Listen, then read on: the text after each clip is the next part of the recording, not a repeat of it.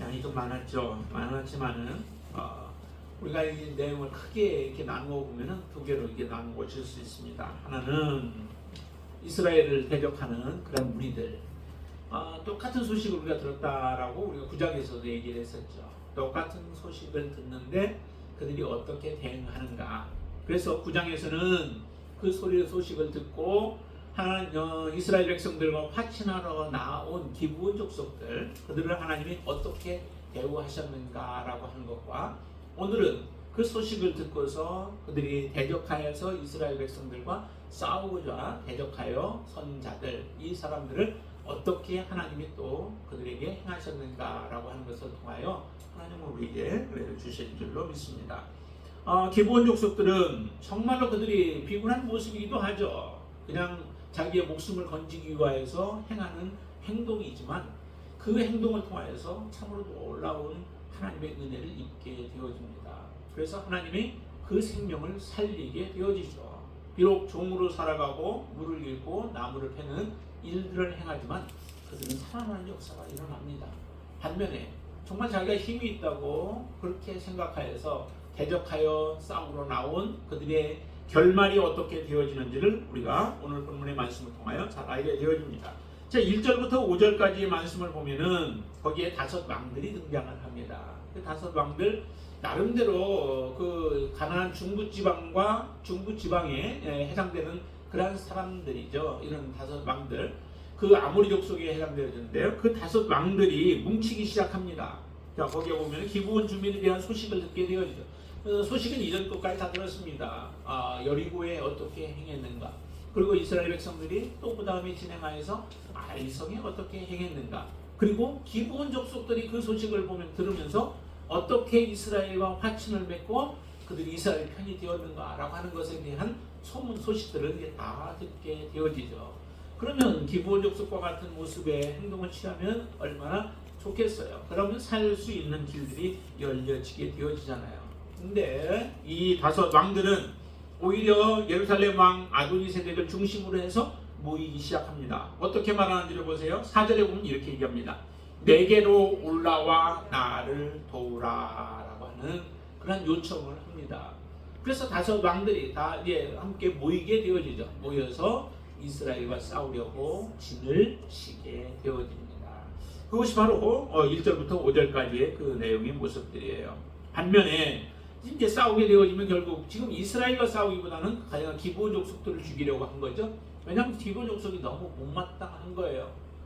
자기들과 한편이 되어야 할 기브온 족속, 그리고 이 기브온은 작은 도성이 아니었다라고 얘기를 하죠. 큰 도성이에요. 그리고 중심되는 그런 도성이고, 그 사람들은 강한 사람이라고 얘기했죠. 강하고 아이성보다도 많다. 아이성이 워낙 작은 성이기도 하지만은, 그러나 아이성보다 큰 성읍이 바로 이 기브온 성읍이었다라고 얘기를 해요.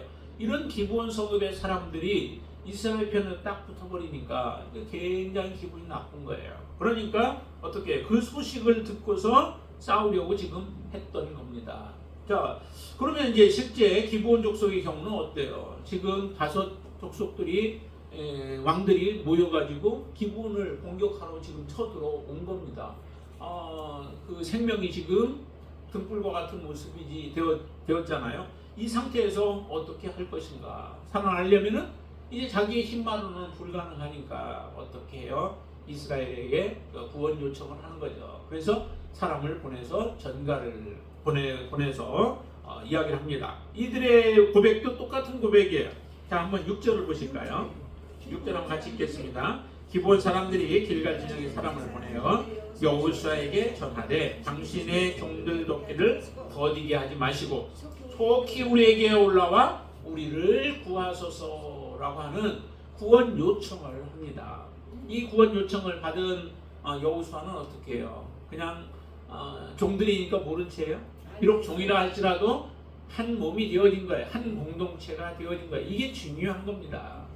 한 공동체가 아니면 어떻게 뭐 가서 도울 이유가 없죠. 그들이 멸망하든 살아나든 그건 별개의 문제인데, 한 공동체가 되어져서 이제 이스라엘의 족이 되어지기로 화친이 맺어지었기 때문에 이 기브온 족속이 멸망당하는 것을 그냥 볼 수 없게 되어진 것입니다. 하나님의 이 여호와 이스라엘의 종이 되어진 것은 우리가 하나님의 그 자녀가 되어진 것과 별로 다른 바가 하나도 없죠. 우리는 영원히 하나님 앞에 심판받을 자들이었습니다. 그리고 멸망받을 존재들이었죠. 그냥 그대로 두면 우리는 멸망의 길로 달려가는 그런 사람들이었습니다. 이런 사람들에게 하나님께서는 긍휼을 베풀어 주셔서 예수 그리스도를 통하여 우리에게 여러분들에게 복음을 주셨습니다.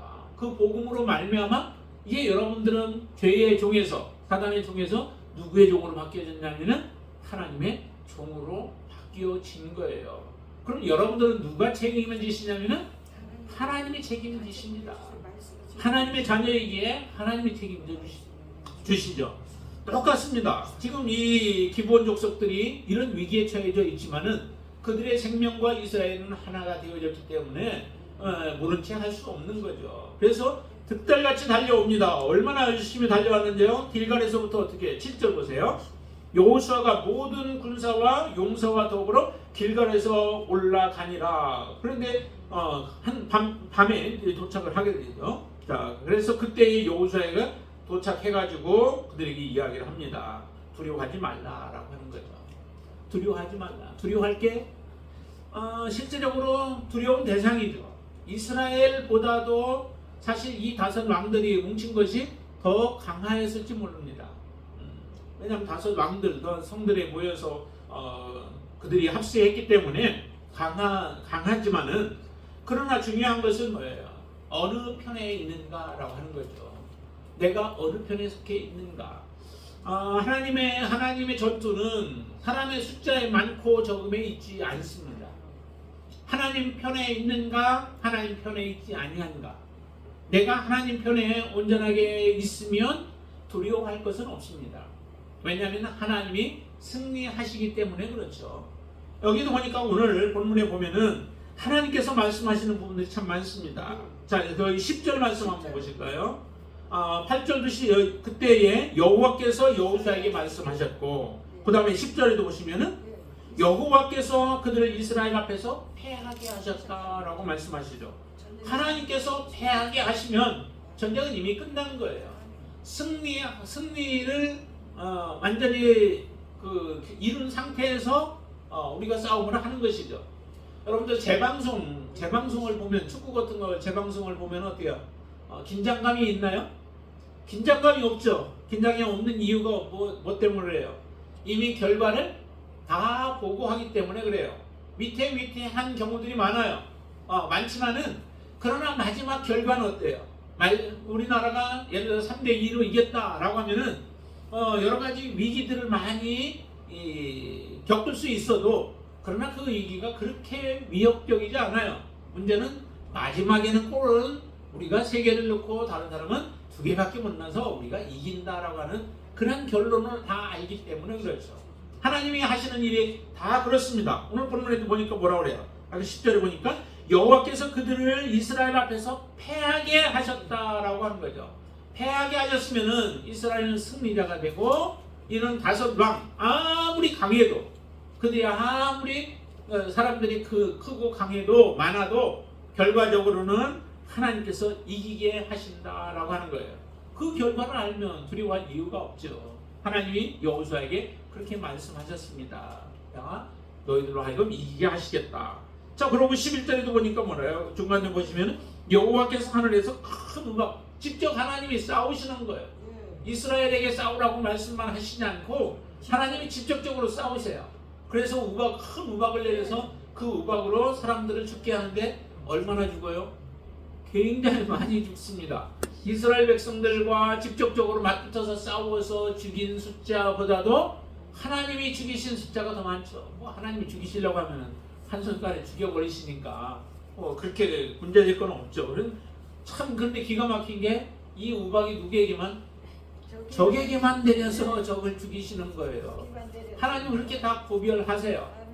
여러분들을 구원하시는 것도 누가 하나님의 자녀인지 하나님의 자녀가 아닌지를 정확하게 다 구별하시는 거죠. 그렇죠? 하나님이 혼돈하시지 않습니다. 착각하시지 않습니다. 그래서 그 구원하시는 방법들을 여러 가지를 통하여서 하나님은 다 다 검증하시면서 다 하나님의 자녀들을 찾아내시는 것이죠. 여러분들 앞에 어려움들을 겪게 하시는 것도 그런 어려움들을 통과할 수 있는 믿음이 여러분들에게 있는가?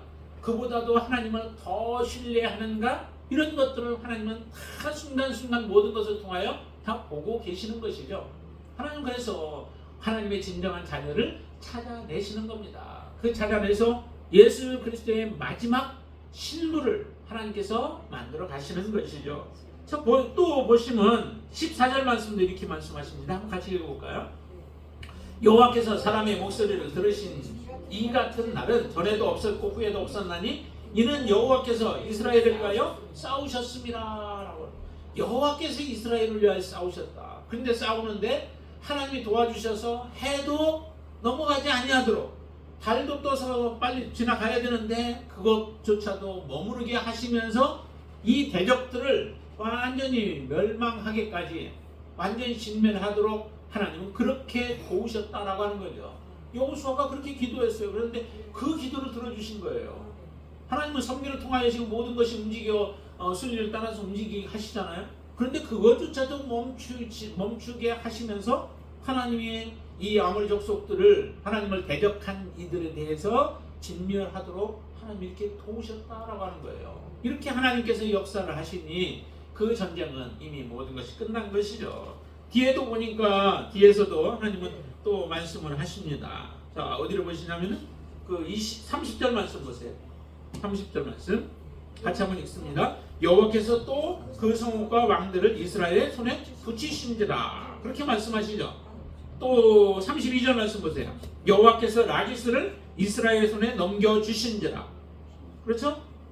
예, 또 그리고 하나님께서 계속해서 그런 말씀들을 하세요.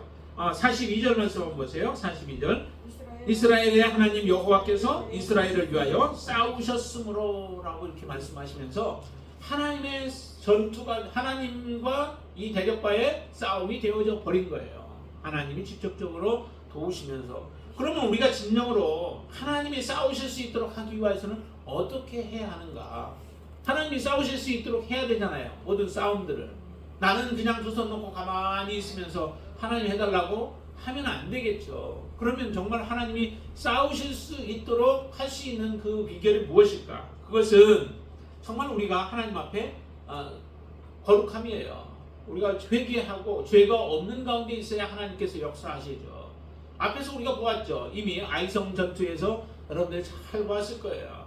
그 죄가 있으니까, 이스라엘 공동체 안에 죄가 있으니까 하나님이 역사하시지 않죠.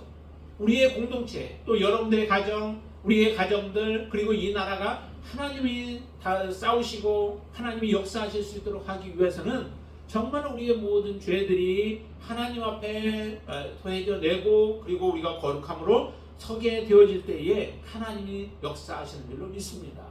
여러분들이 그와 같이 항상 우리의 자신을 그래서 살펴보셔야 돼요. 죄에 대해서는 죽은 삶을 사시고 의에 대하여 여러분들이 갈망을 가지시면서 의를 위하여 살아가시는 삶이 될 때 하나님은 역사하십니다. 그리고 오늘 본문의 말씀들을 보면은 말씀에서 보니까 뭐라고 말씀하시냐면은 하나님의 말씀대로 순종하는 그 모습에 대해서 말씀을 합니다. 한번 어디로 보시냐면은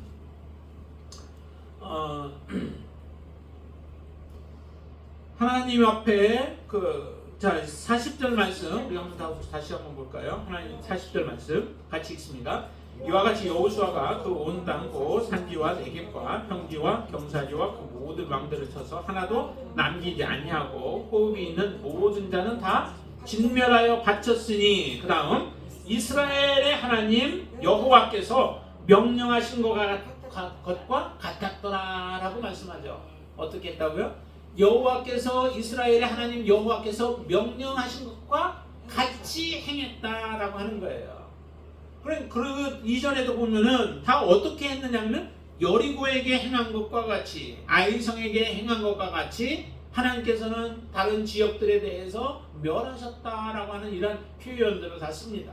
그것은 하나님이 원하시는 대로, 하나님이 기뻐하시는 대로, 하나님이 말씀하신 대로 그대로 순종하는 삶을 살아간 거죠. 그렇게 전투에 임해서도 하나님의 말씀을 떠나지 아니하고 순종하는 삶을 사는 거예요. 그러니까 하나님께서 계속해서 역사하시고 그 대적들을 물리치시는 이 일들을 행하셨던 것이죠. 우리가 하나님을 사랑한다 하면서 하나님 앞에 순종의 삶이 없다면 그것은 결과적으로 하나님을 믿는 것이 아니고 또한 하나님 앞에 우리가 신선함으로 서지 못한 것들이 되어지죠. 우리가 해야 할 것은 하나님의 말씀이에요. 하나님의 말씀대로 붙들고 그 말씀대로 우리가 살아가게 될 때 여호와는 싸우시고 여호와의 싸움이 되어지고 하나님의 영광을 드러내게 되어지죠. 우리의 기준은 하나님의 말씀인 줄로 믿습니다. 여러분들이 아무리 똑똑해도 여러분들이 지혜로 살아갈 수 없는 거예요. 하나님의 말씀을 붙잡고 살아가는 자는 살아날 것이고 하나님의 말씀을 저버리고 우리가 살아가는 자들은 하나님의 진노 앞에 놓일 수밖에 없습니다. 그래서 하나님의 언약의 말씀을 붙잡고 그 말씀에 순종하기로 결심하며 살아갈 수 있게 되길 바랍니다. 바로 그렇게 살아가는 것이 곧 우리의 거룩함이요 선한 것이에요. 우리가 디모데전서 수요일날 본 그 말씀에서 보면 뭐라 그래요? 한 집에는 여러 가지 그릇이 있다라고 말씀하셨죠. 근데 그 그릇 중에 쓰임받는 그릇은 좋은 그릇이 아니고 예쁜 그릇이 아니고 비싼 그릇이 아니라 깨끗한 그릇이 쓰임을 받는다라고 말씀하셨습니다. 그 깨끗함이 곧 우리의 거룩함이요 우리의 온전한 믿음이 바로 그런 깨끗함인 줄로 믿습니다. 그럴 때 하나님의 역사는 일어나게 되어지죠. 자, 하나님께서 이처럼 싸우게 하심으로 그 두려운 존재들도 문제없이 다 당해내는 거예요. 다 이겨내는 거예요. 자, 그래서 하나님은 이스라엘 앞에서 그들을 패하게 하셨고 그로 말미암아 우박과 그리고 해가 지지 아니하도록 하늘을 멈추면서 그리고 달도 멈춰가게 하면서 전쟁을 치루어서 결과적으로 이제 마지막 하나님께서 말씀하신 대로 그대로 다 모든 일들을 이루어내십니다. 자, 이 모습들을 보면서 우리가 보아야 할 것들이 참 무엇일까요?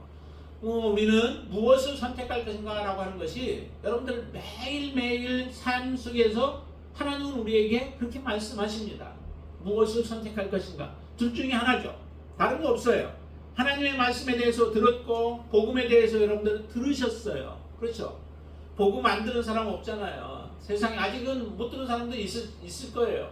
그리고 나서 그 듣지 못한 사람들에게 이제 복음을 들려지겠지만은 복음을 들었는데 한 번을 듣던 두 번을 듣던 아니면 계속해서 그 복음을 듣든 간에 들려진 복음으로 말미암아 여러분들은 결단하셔야 된다는 거죠. 무엇을 선택할 것인가? 하나님 앞에 굴복할 것인가? 하나님 앞에 순종할 것인가? 하나님 앞에 나는 엎드릴 것인가? 라고 하는 것과 또한 하나님을 대적할 것인가? 라고 하는 두 갈림길에 여러분들이 분명히 서게 되어집니다. 그 갈림길에서 무엇을 선택할 것인가? 나는 여기에 5 왕들, 이스라엘 기브온과 이스라엘을 대적한 5 왕들과 같은 모습으로 대적의 자리에 서서 하나님의 대적자로 내가 설 것인가? 아니면은 기브온과 같이 비록 하나님 앞에 모든 것 굴복하려니까 우리가 참 그게 쉽지 않잖아요. 누군가에게 무엇인가에게 나의 모든 전적으로 나의 전 인격을 거기에 엎드린다, 굴복한다, 항복한다 라고 하는 것은 참 쉬운 건 아니에요. 그렇지만은 그렇게 우리가 엎드릴 때, 굴복할 때에 하나님의 놀라운 역사는 일어나게 되어지죠. 하나님은 그 선택의 결과를 통하여서 한 사람은 멸망의 길로 나아가게 되어지고 다른 사람은 구원의 길로 나아가는 놀라운 역사가 일어납니다. 계시록에서도 마찬가지 아니에요? 하나님의 마지막 심판이 왜 어떤 결과로 나타나요? 거기에 보면은 한번 보실까요? 계시록에 한번 마지막 쪽에 보시기 바랍니다. 계시록 20장을 먼저 한번 보시죠. 20장 어디로 보시냐면은 11절부터 한번 보시죠. 11절부터 한번 보겠습니다. 자, 또 내가 크고 흰 보좌와 그 위에 앉으신 이를 보니 땅과 하늘이 그 앞에 피하여 간데 없더라. 또 내가 보니 죽은 자들이 큰 자나 작은 자나 그 보좌 앞에 서 있는데 책들이 펴 있고 그 또 다른 책에 펴졌으니 곧 생명책이라. 죽은 자들이 자기 행위를 따라 책들이 기록된 대로 심판을 받으니 바다가 그 가운데서 죽은 자들을 내주고 또 사망과 음부도 그 가운데서 죽은 자들을 내주매 각 사람이 자기의 행위대로 심판을 받고 사망과 음부도 불못에 던져지니 이것은 둘째 사망고 불못이라. 누구든지 생명책에 기록되지 못한 자는 불못에 던져지리라. 생명책에 기록되지 못한 자들이 누구일까요? 다 하나님을 대적한 자들이죠. 대적한 자들이 바로 생명책에 기록되지 못하고 그들의 행한 대로 행위대로 모든 것이 심판을 받게 되어진다라고 말씀합니다. 자, 21장에도 한번 보세요. 21장에 8절 한번 보실까요? 8절. 그러나 두려워하는 자들과 믿지 아니하는 자들과 흉악한 자들과 살인자들과 음행하는 자들과 점술가들과 우상 숭배하는 자들과 거짓말하는 자들은 불과 유황으로 사는 곳에 던져지니 이것이 둘째 상황이라. 하나님의 지금 심판하고 있는 거죠. 백보자도 하나님의 심판대 앞에 서는데 그 서는 자들이 다 두려워하는 자들, 하나님을 믿지 않으면 두려워하면 경외함이 하나님 앞에 나와야 되죠. 그러면서도 하나님을 믿지 아니하는 자들, 흉악한 자들, 살인자들 등등 해서 이러한 자들이 하나님의 심판 가운데 놓이게 되어진다라고 말씀하시고, 그 다음에 22장도 보세요. 22장 15절 말씀 보세요. 15절 말씀 같이 읽습니다. 개들과 점술가들과 음행하는 자들과 살인자들과 우상 숭배자들과 거짓말을 좋아하며 지어내는 자는 다 성 밖에 있으리라. 성 밖에 있다는 얘기는 하나님의 영원한 심판 가운데 놓이는 자들을 이렇게 표현한 것이죠.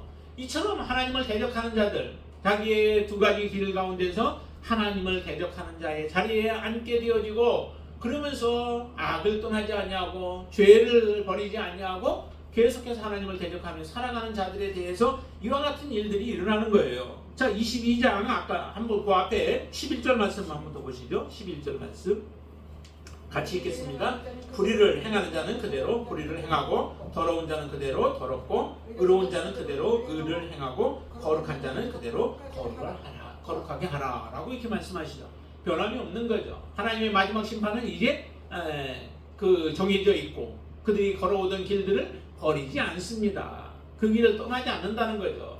복음을 들었을 때에 그 복음을 듣고 그들이 결단한 것은 이제 그 다음엔 바꾸지를 않는 거예요.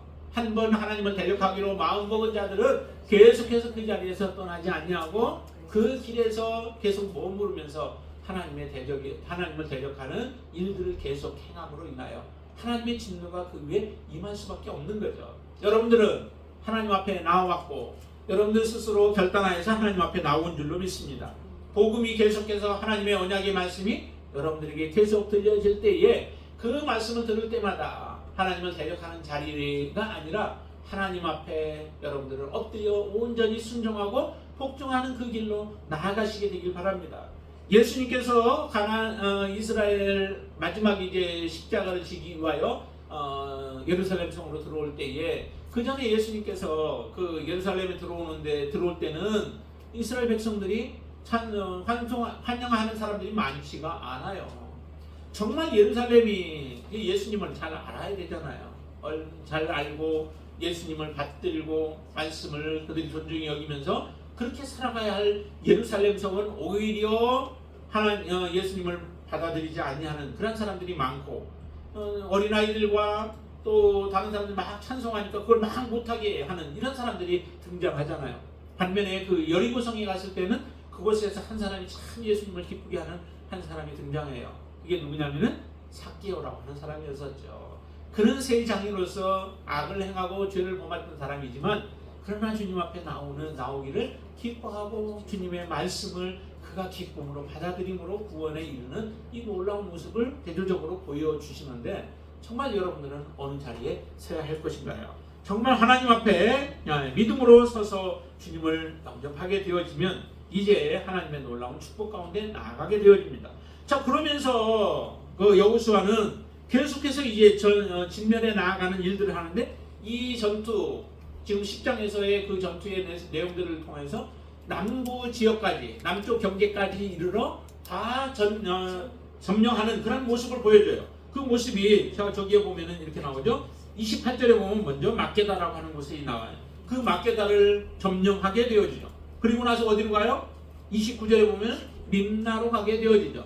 림나 성으로 가서 그곳을 점령하게 되어지고, 그 다음에 라기스로 또 가게 되어지고요. 그리고 게셋, 에글론, 헤브론, 그리고 드빌까지 이렇게 가면서 점령을 하는데, 그리고 나서 마지막에 보니까 아까 41절 한번 더 보실까요? 41절 여호수아가 또 가데스 바네아에서 가사까지 와 온 고센 땅을 기브온에 이르기까지 침해라고 얘기를 합니다. 그래서 이스라엘의 하나님 여호와께서 이스라엘을 위하여 싸우셨다라고 해서 남부 지역까지 완전히 점령케 되어지는 이 놀라운 역사가 이루어지게 되어집니다. 그리고 나서 이제 다음에는 북부 지역을 점령하게 되어져서 이스라엘 전체가 이제 머지않아 다 점령케 되어지는 이 일들이 일어나게 되어집니다. 하나님 앞에 정말 우리가 어떤 모습으로 서야 할 것인가? 하나님의 말씀은 분명합니다. 우리에게 두 가지 길들을 놓죠. 하나는 축복의 길, 하나는 저주의 길. 그런데 축복의 길을 가기를 하나님은 간절히 원하세요. 우리가 좁은 길로 가기를 원하시죠. 그 길이 바로 우리에게 하나님이 주시고자 하는 생명의 길이고 거기는 영생의 길이 있기 때문에 하나님은 그렇게 우리 앞에 놓고 계십니다. 그것을 분명히 알 수 있도록. 그래서 저주의 길로 가면 그 길은 어떠한 저주가 우리에게 따라올 것인가 라고 하는 것까지도 분명하게 하나님은 말씀하시면서 우리가 생명의 길을 택하고 축복의 길을 택하고 영생의 길을 택하도록 하나님은 우리에게 보여주십니다. 그럼에도 이 악한 길들을 택하게 되어진다면 그것에 대한 책임은 우리가 본인이 져야 되는 것이죠. 여러분들은 이 말씀을 통하여 다시 한번 우리 자신을 돌아보면서 하나님 앞에 나의 모습을 어떻게 우리가 세워야 할 것인가 또 선택하며 가야 할 것인가를 분명히 알고 하나님을 기쁘시게 하는 자로 또 하나님 편에 서서 하나님을 섬기는 자로 서시는 여러분들이 되시기를 주님의 이름으로 축원을 드립니다. 기도하겠습니다. 우리를 사랑하시는 주님 감사합니다. 하나님께서 이스라엘 백성들을 이제 가나안 땅에 들어가게 하셨고 하나하나 성들을 점령하게 하여 주시니 감사합니다. 하나님께서 약속하신 그 약속을 성취하여 주시니 감사합니다. 하나님이 언약하신 것은 반드시 이루시고 하나님의 공동체 안에 들어오게 하신 이후에 하나님은 그들을 보호하시고 지켜주시며 그 생명을 하나님께서 지켜주시는 놀라운 모습을 오늘 본문의 말씀을 통하여 우리에게 가르쳐 주시니 감사합니다. 이제 우리는 예수 그리스도 안에서 하나님의 자녀가 되었사오니 세상을 바라보지 아니하고 세상이 우리의 마음을 빼앗기지 않게 하여 주시고 오직 예수 그리스도께 우리의 마음을 온전히 들여서 하나님의 자녀로서 이 땅에서 승리의 삶을 살게 하여 주시옵소서. 주님은 우리에게 말씀하셨습니다. 너희는 두려워하지 말라. 너희가 세상에서는 환난을 당하나 그러나 담대하라. 내가 세상을 이기었노라 하셨사오니 예수 그리스도께서 승리하셨고 그 승리를 우리에게도 하나님은 주시는 줄로 믿습니다. 우리도 이미 예수 그리스도와 함께한 자들은 바로 우리도 승리한 자인 줄로 믿습니다. 예수 안에서 승리하셨고 십자가 안에서 승리하셨고 복음 안에서 승리한 하나님의 자녀들인 줄로 믿습니다.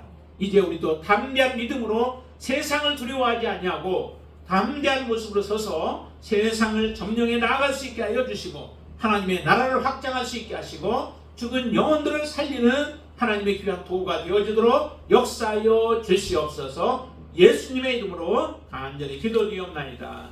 아멘.